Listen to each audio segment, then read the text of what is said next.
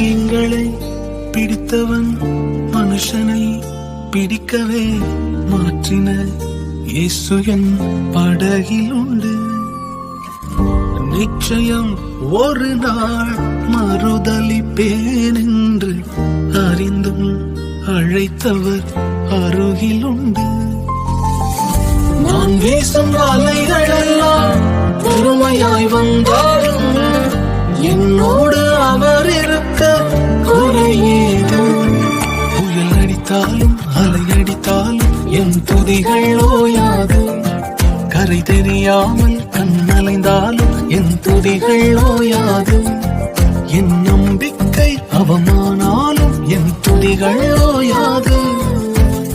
கைவிடத் தெரியாதவரை விட்டு ஓட முடியாது.